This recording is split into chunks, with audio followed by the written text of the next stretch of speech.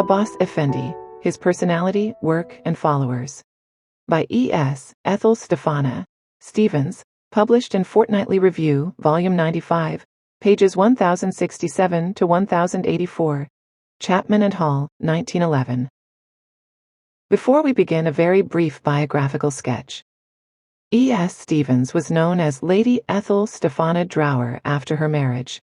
She was born in 1879 in England. She was an influential scholar and author, known for her extensive work on the Mandean religion. Drowre began her career as a school teacher in England, but her passion for learning and culture led her to travel to the Middle East and explore the region's diverse religious traditions. In the 1920s, Drowre began studying the Mandeans, a religious group that originated in ancient Mesopotamia. She was fascinated by their beliefs and rituals, which were largely unknown to the Western world. Over the next several decades, Drowre dedicated herself to studying Mandaeanism, learning their language and customs, and documenting their religious practices. Interestingly, another British anthropologist, Gertrude Bell, mentioned in the Miss Ramsey video, also sought close access to Abdul-Baha, but, apart from a brief conversation about universal language, he declined further meetings. As you'll soon learn, Miss Stevens was granted extraordinary access to the master and his family. As a result, she produced one of the best-written portraits of him by a non-Baha'i of which I am aware. We begin. Abbas Effendi, His Personality, Work, and Followers. Published in the Fortnightly Review in 1911, by E.S. Stevens. The proclaiming of the Constitution throughout the Turkish dominions brought a belated freedom to a famous Oriental prisoner, the living head of one of the most remarkable movements which have appeared in the last century. Imprisoned for 42 years in the penal settlement of Acre in Syria, the prisoner, now a man of 68, is at last permitted to leave the precincts of that unhealthy little town and take up his residence on the airier slope of Mount Carmel, across the bay. Any day in Haifa you may meet an old man whose flowing white hair, gathered up beneath his snowy turban, proclaims his aristocratic birth, accompanied at the slight distance prescribed by respect by Persian followers with folded hands. His long white beard, his blue eyes slightly flecked with brown, his commanding bearing, his dignified walk, his keen, kindly face, all proclaim him to be someone of importance and distinction.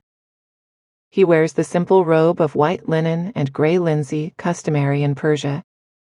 This man is Abbas Effendi, or Abdul Baha, the servant of Baha, the recognized head of the Baha'i movement throughout the world.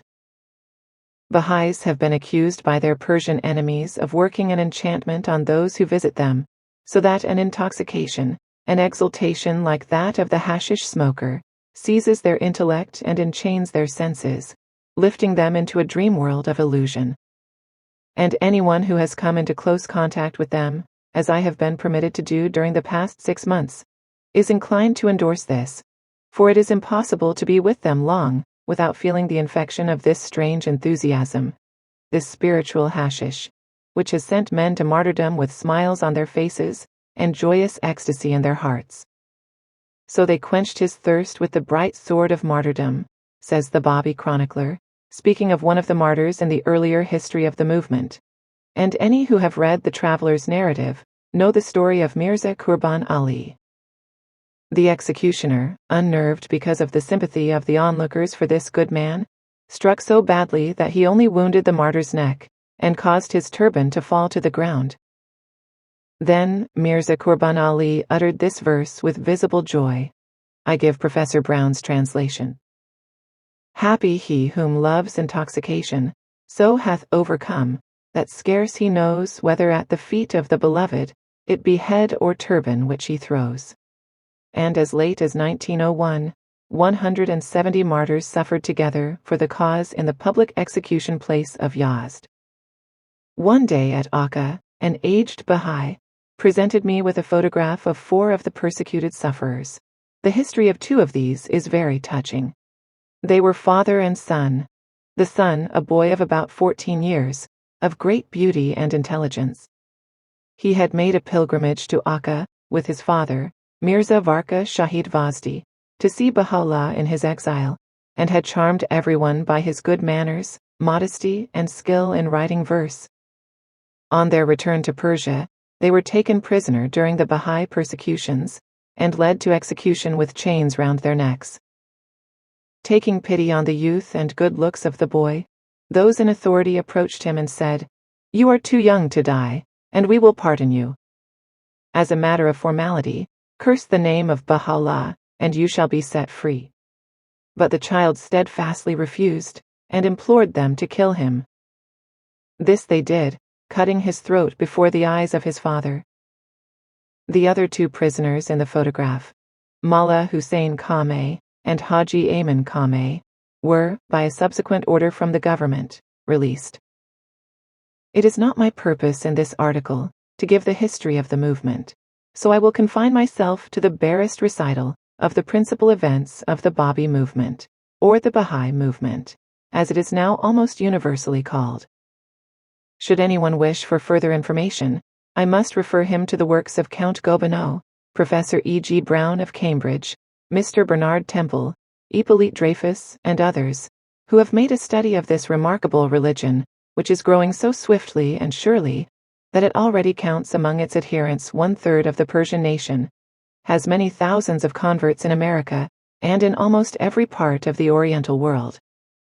It is essentially a missionizing religion in the best sense of the word, missionizing, by which they do not understand the attempt to force their dogmas on those who hold different religious convictions, whether by argument, bribery, or persuasion, but rather the effort to put the beliefs which have illuminated them within reach of those who feel need of illumination.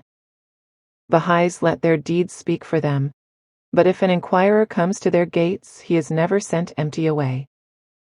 In the middle of the 19th century, then, a Persian youth of noble birth, a Sayyid, whom his companions and friends describe as being of a singularly pure and lofty disposition, gave out that he was the Bab, the gate of knowledge of which Muhammad prophesied in the Quran in the utterance, "I am the city of knowledge, and Ali is its gate." Contemporaries speak of his beauty, of the conviction which he possessed of his high mission, namely, of proclaiming a purer religion, throwing off the yoke of the priesthood, and awakening his fellow countrymen to their shortcomings. He called them, in fact, to a worthier conception of religion and duty, whether private or public. But, above all, he spoke of one who should come after him, to whom the divine inspiration should be given in a fuller degree, one who should be a light to lighten, not only the Persian nation, but the entire world. The message of his successor was to be to the whole of humanity. After 6 years of public teaching, 4 of which were spent in prison, the Bab was publicly shot at Tabriz in 1850. 13 years later, Baha'u'llah, one of the most earnest adherents of the Babist philosophy, declared himself to be the knowledge of which the Bab had been the gate, and was immediately recognized by the entire Babist community, with the exception of a small section. Baha'u'llah, or Mirza Hussein Ali, was the grandson of a Grand Vizier of Persia. His father was a vizier, so that he was of one of the best known and most respected families in Persia. He was born at Tehran in 1817. In 1846, 4 years before the martyrdom of the Bab, he joined himself to the Babish, and during the persecution of them which followed the Bab's death, he was exiled to Baghdad, as one of the most prominent among those who taught and promulgated the new religion. While at Baghdad, he spent 2 years in solitary meditation among the mountains nearby, and on issuing from his retirement announced to some of his friends and followers that he was the manifestation prophesied by the Bab, that he was the promised knowledge, to which the Bab had been the gate. As I have said, his acceptance was immediate. The Babish became henceforth known as Baha'ís, and Baha'u'llah became the object of their reverence and love as the supreme teacher. His growing power and influence caused the government considerable alarm, and the exiles were driven from Baghdad to Adrianople, and from Adrianople to Acre, in which latter place he, with those who shared his exile, 70 persons in all, were imprisoned in a very small space. As time went on, towards the end of his long life, This severe captivity was lessened somewhat, but Baha'u'llah was never permitted to leave the precincts of the town. Here in Acre he taught, wrote and worked till the end. He was 75 years old when he died, and was buried near Baji, the house just outside Acre, where he had been permitted to reside in the latter days of his old age. Abbas Effendi, his eldest son, who during his father's lifetime had been his untiring help and companion, had been carefully trained by his father to assume the leadership of the Baha'i community and to become the head of the movement. With selfless enthusiasm, he devoted himself to his life work, and was recognized by all the Baha'is as their head and loved teacher. He was preeminently fitted for this important office. He has in the highest degree that great gift which we call personality. His readily given sympathy, his understanding of human nature, his power of interesting himself in every human soul which asks his advice and help, have made him passionately beloved by his people. Above all, he has that subtler quality of spirituality which is felt rather than understood by those with whom he comes into contact. He receives the long stream of pilgrims, inquirers and pupils who come to Acre, and now to Haifa, with unfailing gentleness, geniality, and courtesy. He takes a personal interest in every one of the Persians in Haifa. There are now about 30 families, some of which were exiled with Baha'u'llah, others Baha'is who have voluntarily come to Syria in order to be near the Master. He names their children for them, helps to educate them when they are unable to afford education for themselves, and advises them in their material as well as their spiritual life. It is his habit to receive the men of the community every evening an hour after sunset, and however long and tiring the day's work has been, he never refuses to admit them and talk with them. It has been my privilege to assist several times at these evening receptions. The Master's house is simply built and simply furnished. He loves two things, light and flowers, so that the room in which he receives his guests has many windows, and a vase full of flowers stands always on the table.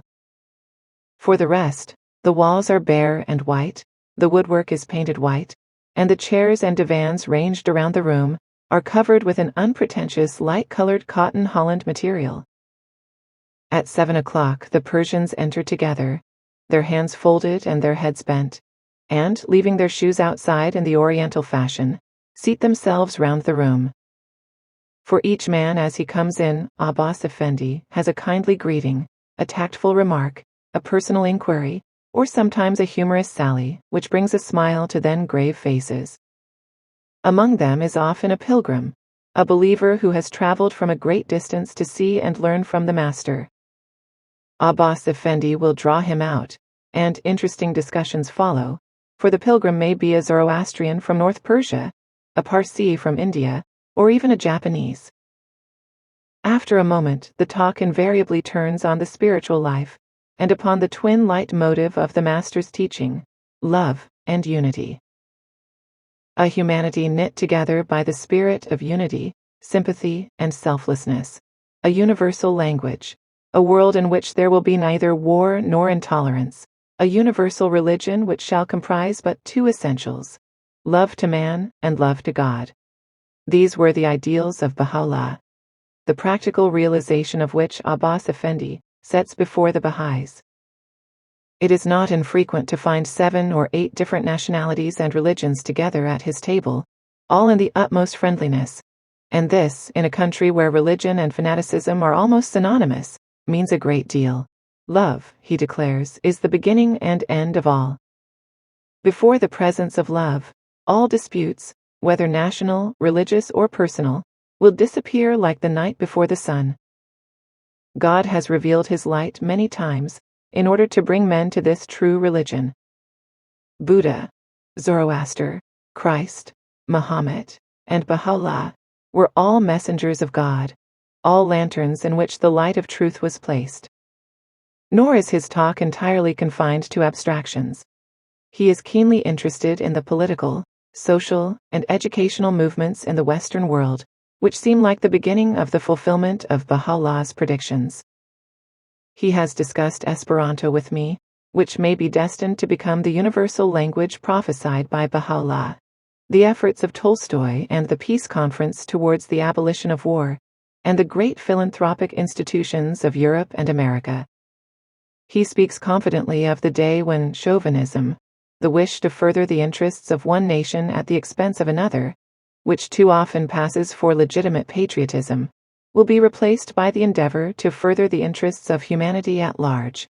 Of a time when the universal language will be taught in schools founded on an international basis, whose educational system shall have no religious bias, no racial bias, no political bias. Of an era when the attention of inventors, instead of being directed towards the construction of engines of war and destruction, will be exclusively devoted to the improvement and amelioration of the human race and the alleviation of its miseries. He discusses, too, the scientific questions of the day, and has opinions to offer which are of the most interesting nature. And this versatility, this capacity to reason and form suggestive theories on any subject, is the more amazing when one reflects that Abbas Effendi has had no schooling at all. He was 9 years old when he was exiled with his father to Baghdad, and during his 42 years of close imprisonment in Acre, there was little opportunity for study, cut off as the prisoners were from relations with the world of culture and science. The same might be said of his father. Baha'u'llah came of the aristocratic class, which leaves the study of theology and Arabic to Hajas and Mullahs, the teachers and theologians. According to those who knew him, when he went to Baghdad he knew no Arabic. Nevertheless, the tablets written in Baghdad during the first period of his manifestation, among the most beautiful of all his revelations, are written in the purest literary Arabic. A Frenchman of great intelligence who has lived for many years in Haifa in an official capacity, and who often goes to Abbas Effendi's house to discuss the questions of the day with him, said to me one day with admiration, speaking of such a discussion, "What a mind! What intuition he has!" And in the early days at Acre, when Abbas Effendi was appointed by his father to receive the visitors who came to their house, for Baha'u'llah rarely admitted any to his presence except the faithful, controversialists and religionists of all kinds would come to him with the purpose of confuting him with their arguments. But Abbas Effendi was able to answer them all, and so great is the respect in which he is held, even among the fanatical Mohammedans, that ceremonial visits have been made to him by most of the principal Muslim theologians who have come to Acre or Haifa. Another side to his character is his charity. He never makes his charities openly, or even speaks of them, but you hear of them in roundabout ways. A devout Catholic once said to me, "Abbas Effendi helps our work among the poor every year, and," she paused, "if I were only permitted to tell you of the secret good that he has done."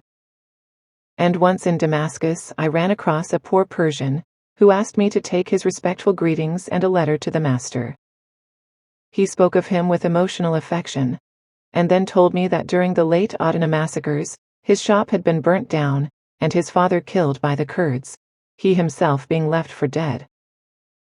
Abbas Effendi sent him monetary help, wrote him kindly letters which gave the unfortunate man the courage to face life again, and started him afresh.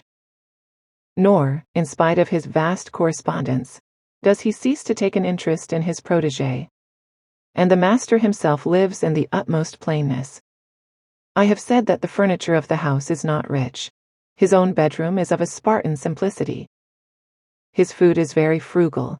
A little rice and a plate of soup will often represent his biggest meal, which, by the way, is always concluded by the ceremonial washing of the face and hands, by water poured over them by a servant, and the rinsing of the mouth in the Persian fashion. His wife and his 4 daughters clothe themselves in the plain Persian house dress of print in summer, or merino in winter, wear no jewelry, and when they go out of doors dress themselves in the ordinary modest out-of-door habiliments of the Turkish and Persian women. The nun-like black chador, or black mantle and hood cape, which covers them completely, and the rue band, which falls like a thick curtain before their faces. And this leads me to speak about the family of Abbas Effendi. He is an advocate of monogamy, which he thinks is the higher conception of marriage, and though his only son died in infancy and lies buried in the little Persian cemetery outside Acre, he has never taken a second wife, as Persian custom permits. His daughters address their father as Aga, Lord, speak of him as the Sarkar Aga, worshipful Lord, and hold him in the very highest respect as well as affection. Their life is a very busy one, for from morning to evening their services are required for the entertainment of guests, or as translators should foreign ladies be amongst the visitors, for they are good linguists, and for the superintendence of a very irregular household. Oriental hospitality is a duty, but when the visitors are so numerous and frequent as at Abbas Effendi's house, it must become a duty not without its burdens. We never know how many people to prepare for when ordering a meal, his daughter said to me once with a smile. We have to be ready for any emergency. Sometimes when a number of Persian pilgrims arrive, we may have as many as 20 unexpected guests to our evening meal. In the anderyun, or women's apartments, the samovar is always boiling, for every visitor is served with a glass of tea in the Persian fashion, and this entails constant labor. But it is cheerfully performed, and though I have practically lived in the house during a very busy time, I never heard an impatient word or complaint. No Baha'i visits Haifa without first receiving a permission from the master. He does not receive everyone who wishes to see him. Those who have nothing but idle curiosity to prompt their visit are not accorded interviews. Indeed, I am told that even to believers he is sometimes difficult of access, so that I have been doubly fortunate in seeing him almost daily and in having continual long interviews with him. During these interviews, one characteristic, not, I think, particularly noticed by those who have written about him, has particularly struck me. That is, his keen sense of humor. He has the Oriental habit of illustrating his teaching with stories, and sometimes these are of a delightfully ironical and amusing nature. For instance, this was a story which he told me, to illustrate the superstition and ignorance of the Muslim officials. It should be first explained that the Mohammedan regards the madman as a sacred person, and the utterances of the insane as the utterances of Allah, and also that the dog throughout the East is nothing but a despised pariah. I was one day visiting the Mutasarrif of Acre, a Kurd, when a madman entered the garden in which we were seated. His demeanor was wild, and his shirt blew open and displayed a bare chest. All rose to their feet as soon as they perceived his insane condition, and the Mutasarrif gave the madman the seat of honor. In a moment a dog strayed in through the gate which the madman had left open, and barked at the company. Then said the Mutasarrif to the madman, with great respect, "Tell us, pray, Effendi, what the dog is saying." The madman replied, "I don't know." "Surely your Excellency understands the language of dogs." "I don't know," repeated the madman, "but I am certain that if your Excellency wished you could translate for us what the dog said." Then the madman turned and said to the Mutasarrif, maliciously, "Who told you that I could speak Kurdish?"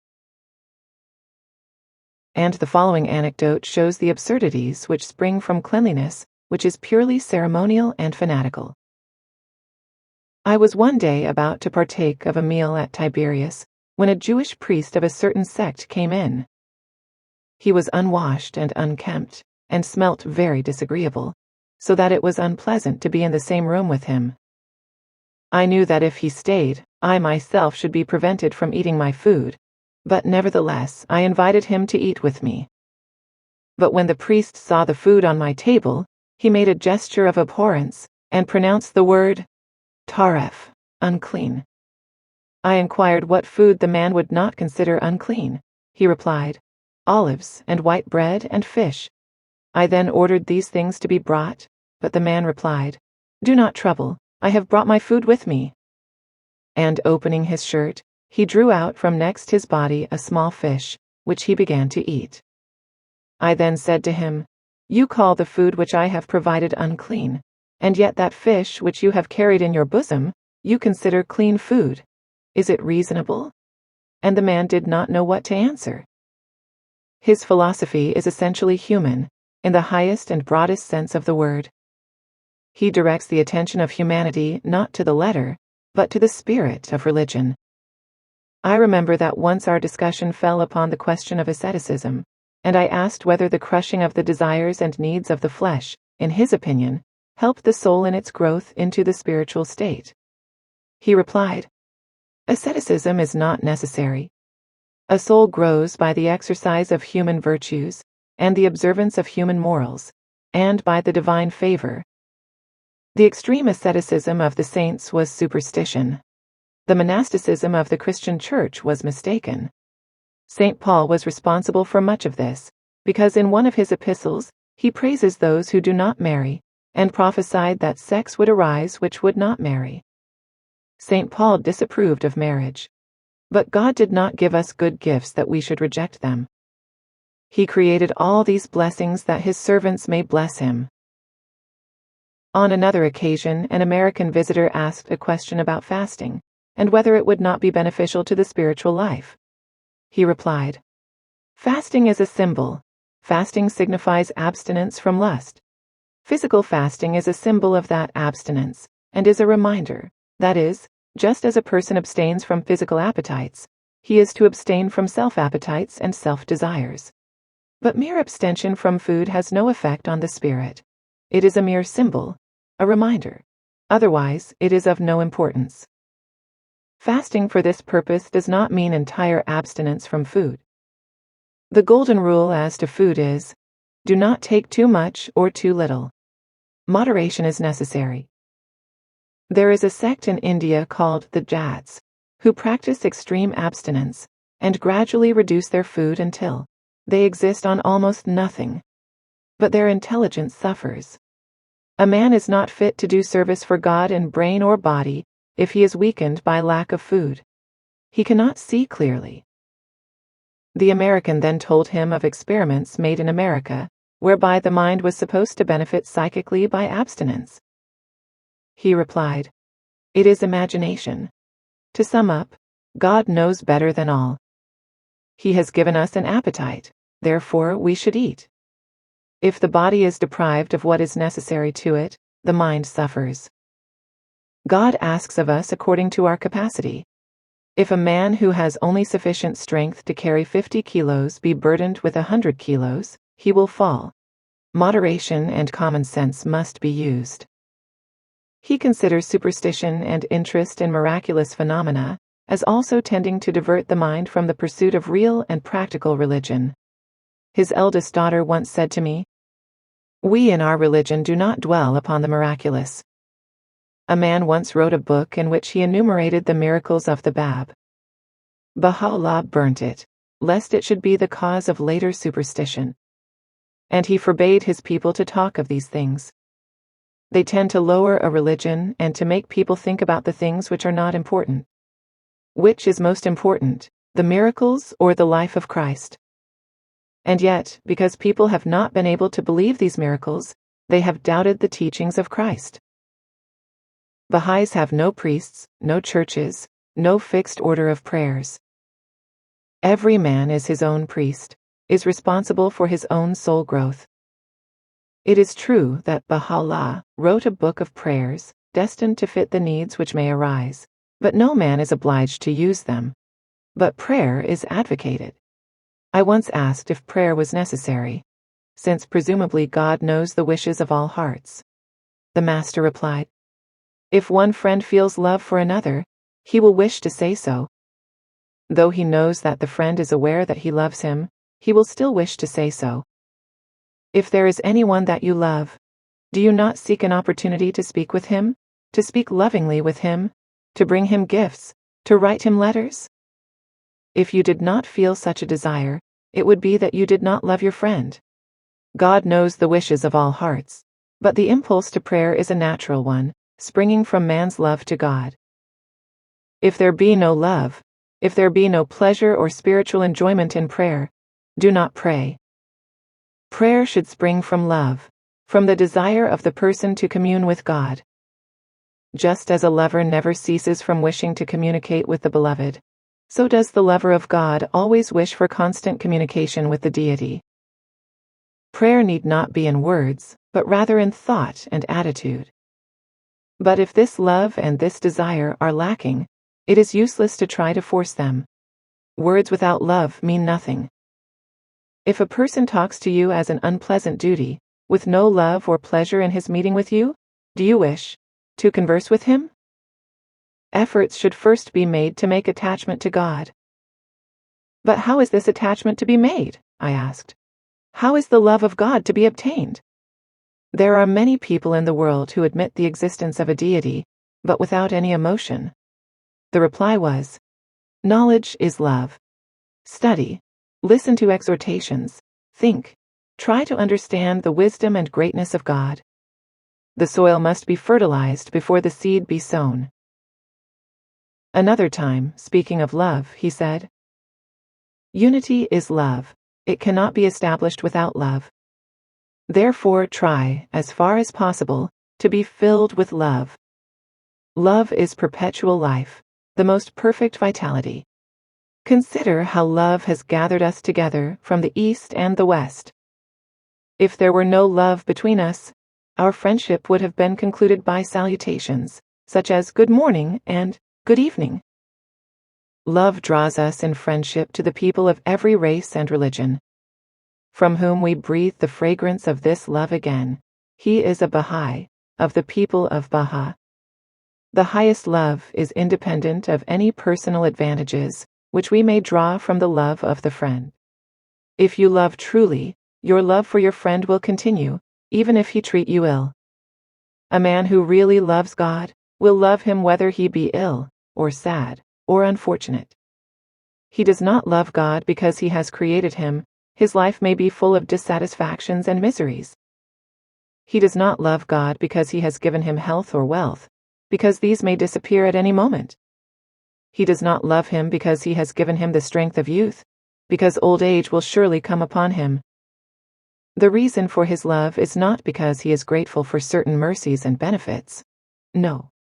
The lover of God desires and adores him because he is perfection, and because of his perfections. Love should be the very essence of love, and not dependent on outward manifestations. A moth loves the light, though his wings are burnt. Though his wings are singed, he throws himself against the flame. He does not love the light because it has conferred some benefit upon him. Therefore he hovers round the light, though he sacrifice his wings. This is the highest degree of love. Without this abandonment, this ecstasy, love is imperfect. The lover of God loves him for himself, not for his own sake. This high mystical fervor, these spiritual ideals, constitute the real life of Baha'ism. When true knowledge begins, earthly knowledge drops away, a Baha'i said to me once, speaking with some amazement of the habit that European visitors have of asking purely metaphysical questions. To their minds, many of these questions are both futile and unnecessary. To endeavor to compass the universe with any philosophical theory appears almost absurd to them. The spiritual life, when entered upon, is beyond reason. Baha'u'llah wrote, when the fire of love is become ablaze, the harvest of reason will be wholly consumed. This, and the practical endeavor to bring about the kingdom of love upon earth, occupies their energies. I have often commented to outsiders upon the atmosphere of radiating happiness which surrounds most Baha'is. I have found them sincere, unlike other Orientals, and their warm hospitality and friendliness is unfailing. I cannot enumerate the many kindnesses which I have received, kindnesses which I have been totally unable to return in any way. In the course of a conversation with me one day, Abbas Effendi said, the religionists of the world have forsaken the essence of the teaching and hold to the letter. It is as if the students in a college quarreled and disputed with each other as to which master was the best, instead of attending to the lessons which were given by those masters. The religious conceptions of every creed postulate the existence of a medium, or intermediary between God and man. The spiritual teaching of each medium, the Word of God, whether Moses or Elijah, or Christ or Muhammad, was the same. The light is the same. The mediums are identical, that is, derive their radiance from the same source. Moses, Muhammad, Christ, what are these but names? What do names, mere words, matter? And yet people quarrel about these names. And the teaching is that the true object of religion, of spiritual progress, is to make every soul reflect the divine. Each soul must become radiant as a lamp. And this is our message, our mission. We must labor night and day to establish unity and solidarity among humanity. Enough of quarrels, backbitings, and criticisms. See how the Catholics abuse the Protestants, and the Protestants the Catholics. Do they love each other as Christ commanded? Have they a brotherly feeling towards each other? And so with many other sects, even in one religion, the Christian. But we, the Baha'is, hope that these difficulties may be removed, that all may please one another, until the Word of God, with all its perfections, may bring them into the kingdom of God. Once I asked him, what is essential in the belief of a Baha'i? We were in the low white house of one of the Persian exiles at the foot of Mount Carmel, and the wind conveyed the scent of almond blossom from the hillside. Abbas Effendi was seated on the divan by the open window and was gazing towards the sea beneath us. The kindly face beneath the white turban was turned to me after a moment, and with a smile in his tired blue eyes he answered, "To be a Baha'i simply means to love all the world, to love humanity and try to serve it, to work for the universal peace and the universal brotherhood. I have said that Abbas Effendi is fond of flowers. He is, in fact, like his father, Bahala, an ardent lover of nature. His favorite flower is the pink Persian rose, not unlike a larger Dorothy Perkins, with pink, fragile petals and an extremely sweet perfume. He likes to have these roses strewn upon the table whenever he has guests. He has a great love for Mount Carmel, and I have often met him with a few followers on the little platform, planted with rose trees, before the tomb of the Bab halfway up the mountainside, for the body of the martyred saint was secured by his followers and eventually interred on Carmel.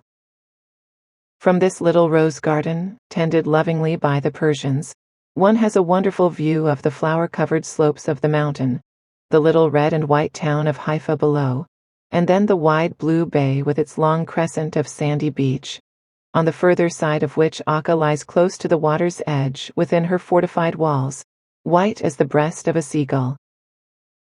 One April afternoon, when we had met by chance in the rose garden, and were afterwards drinking glasses of Persian tea in one of the cool, high antechambers of the tomb, he remarked, "This mountain is a holy mountain, has always been a sacred place. The prophets have always loved this mountain. Christ has trodden on its paths. Elijah lived on it. The wind is sweet on it, the flowers are many, the view is wonderful. When you come up the mountain, there are many fragrances which reach you. The clean air gladdens you, the beauty refreshes you. So the mind is made pure on this mountain, the thoughts are cleansed, the spirit turns to God." Every Persian pilgrim visits Acre when he comes to Haifa, as it was the scene of Baha'u'llah's long imprisonment, and the spot from which most of his teachings were given out into the world. I too went, curious to see the environments of Abbas Effendi's youth and manhood, and the spots which are regarded as hallowed by Baha'is of the East and West. I went with a gentle old Persian and his wife and daughter in one of the high carriages used for the voyage between Haifa and Acre, for 2 rivers have to be forded, the Kishon, from which Elijah took water to pour over his sacrifice, and the Namain, the 2 Yeses, the river Belus of the Phoenicians. This latter river owes its name to the tradition that Muhammad, when going from Carmel to Acre, was asked by his followers whether they were to ford the Kishon.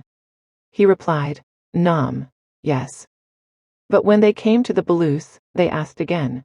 He answered somewhat impatiently, "Naam, naam, yes, yes." As we drove along the sand, sometimes going into the sea, the Mirza talked of the teaching of Baha'u'llah, for whose sake, years ago, he had left the world to settle in Acre and share the imprisonment of his coreligionists. He is of a very good family, and had a career open to him in Persia, but studying the doctrines of the Baha'is, he became filled with the longing to learn at the very feet of the Master. He sent to ask permission. Baha'u'llah, sent him these verses. Come not if love of life thou still must own, but come, if giving life and mind, nor come alone. This is the path if thou Baha wouldst meet. If not, abide afar, nor trouble pilgrim feet. After this, in his own words, I sent another supplication. I begged thus, O my Lord, is it meet that, rich as thou art, thou shouldst turn away from the door of bounty one so poor, so humble even as I? This time permission was granted me, and I proceeded on my journey there. His wife and daughter had their banda raised as we rode along in the fresh morning air, and in the best of spirits we laughed and talked all the way to Acre, which is a purely Oriental town, almost entirely Muslim, with its palm-shaded mosque, its vaulted streets, and the caravans of camels which pad their haughty way through the narrow alleys. There we visited the house in which Abbas Effendi lived before his removal to Haifa. His once carefully tended garden in the forecourt had been trampled down ruthlessly by the lawless Arabs, but within the little garden was still sweet with flowers, and weeded and watered by the few Persians who take care of the place since Abbas Effendi and his family have left. A small number of Persian pilgrims were also staying in the big, empty house, now only occasionally visited by the master. One of the women prepared us a lemonade. She was a Parsi from India, I was informed, and her history was a sad one. Her husband became a Baha'i in India, and was an ardent supporter of the new religion. A certain Englishman, also a Baha'i, was in India, on his way to Persia, when he suddenly fell ill of a terrible form of plague. There was no hospital within reach, and the natives would not go near him, but the Parsi nursed him devotedly through the illness. The Englishman recovered, but the Parsi sickened and died. His widow sold all that they possessed, and came to Acre with her 2 little boys, in order to be near Abbas Effendi. The eldest died from the effects of the climate, and her other little son she sent to the Englishman for whom her husband had given his life, so that he might learn English and French, and be enabled to serve the cause. She has certainly given all that she has. Another of the Baha'is there, Mirza Haider Ali, was especially interesting as being a contemporary of Baha'u'llah himself. He was a venerable, smiling old man, with long Persian robes and a spotlessly white turban. As we had traveled along, the Persian ladies had laughingly spoken of a beautiful young man, who they were sure would captivate me. They would make a match between us, they said. This now proved to be the aged Mirza, whose kindly, humorous old eyes twinkled merrily as he heard what they had prophesied, and joined in their laughter. They did not cover before him. Afterwards the ladies told me something of his history. He was imprisoned for 14 years during the time of the persecution. At one time, when he was being transferred from one prison to another many days' journey away, he and his fellow prisoner, another Baha'i, were carried on donkeys, head downwards, with their feet and hands secured. Haider Ali laughed and sang gaily. So they beat him unmercifully and said, "Now will you sing?" But he answered them that he was more glad than before, since he had been given the pleasure of enduring something for the sake of God. He never married, and in Acre was one of the most constant and loved companions of Baha'u'llah. I remarked upon his cheerful appearance and added, "But all you Baha'is look happy." Mirza Haider Ali said, "Sometimes we have surface troubles, but that cannot touch our happiness. The heart of those who belong to the Malakut, kingdom of God, is like the sea. When the wind is rough it troubles the surface of the water, but 2 meters down there is perfect calm and clearness." They told him that I was seeing much of Abbas Effendi. He turned to me and said, "They tell me that you are clever, that you have traveled and read many books and seen many people. You have talked with philosophers, learned persons, and psychologists, those who study the soul. Have you ever seen anyone like Abdul-Baha?" I said no, I had never met anyone like him. He said, "He is a teacher of the kingdom. If you leave your studies and all the world and follow him, you too will be of the kingdom. When you and he have the same heart, When you enter into his ways and thoughts, then you will belong to the kingdom. You have instruction, and Peter was a poor man, an ignorant fisherman. But could you do what he has done? Then he ended, all your learning is good, but you must forget it and become like a child. After seeing the outside of the house, in which the 70 prisoners were confined in 2 rooms when Baha'u'llah first came to Acre, we drove out to the Garden of the Ridvan, which means the Garden of God. The garden has a pretty history. Baha'u'llah had suffered very much from his long confinement, and his followers, as soon as the conditions of their imprisonment allowed it, put their money together and bought a piece of land just outside Acre, and made a garden there for him themselves. Here, Baha'u'llah used to write and teach. The Ridvan lies in the division of the Nu'main, so that the river runs on both sides of it. It is full of every imaginable kind of flower. The bees and butterflies run riot in it, and the prodigal oriental spring fills the air with 100 scents. On one side a little square, paved with white marble and black and white pebbles, has steps leading down to the river, and an artificial shallow marble conduit in the center conducts water from the fountain just above, through the square and into the river, with a very gentle and cooling sound. In this square grow 2 huge mulberry trees, with a wooden table beneath, and round it are wide benches, painted blue and white and stained by sun and wind. In summer, so thick is the foliage, and so wide the spreading branches of the mulberry trees, this square is like a green tent. But when I was there, the leaves were still not fully grown, and the shade partial and speckled. On the table beneath the mulberry trees, chicken, lettuces, vegetables cooked into a cake, eggs, and Persian sweetmeat were served. In addition to this, the gardener's wife fried us some fish that we had bought on our way from fishermen, who were drawing in their nets as we passed. Oranges finished the meal, and we all washed our hands, faces, and mouths, Persian fashion, in the river. This little paved square used to be a favorite haunt of Baha'u'llah, and the corner in which he sat and taught is marked by a couple of potted plants, one in a rusty petroleum tin, placed there by the gardeners to prevent others from using a spot so hallowed by memories of the Prophet. Here, too, he used to write on summer evenings, by the light of a big lantern suspended in the overhanging branches. All around the square lies the garden, threaded in and out by paths, over which the marigolds sometimes grew riot, as if the garden were spilling its gold, and encroaching on the more utilitarian beaten ways. In the beds behind us, as we ate our lunch, around the small white marble fountain which fed the artificial stream, I saw merry lilies ready to burst their sheaths, red and pink roses, carnations, white stocks, marigolds, verbena, violets, tall Chinese lilies, and sapphire lupins. Presently we walked in the garden, picking flowers and oranges as we went. Further up, more steps led into the river. Date palms grow on the further bank, and here on hot days, when the colony was in Acre, the Persian girls used to come down and bathe.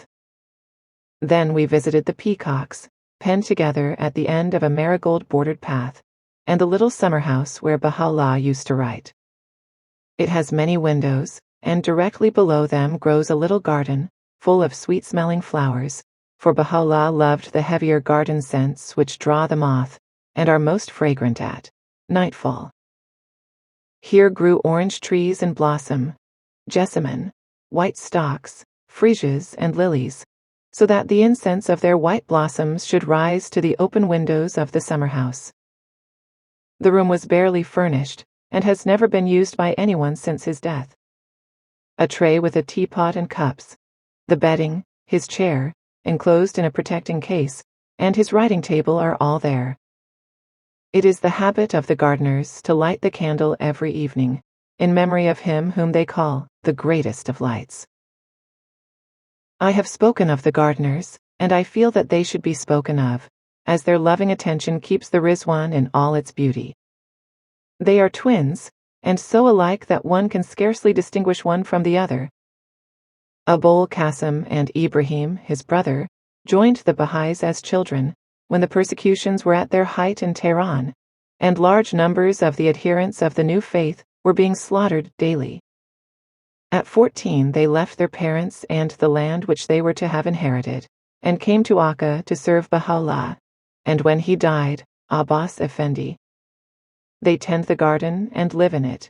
It is their child, so to speak, and they spend the days in the pleasant 1,001 attentions that it needs. For a garden is like a lovely coquette, who needs constant ministrations and care, lest her beauty be impaired by neglect.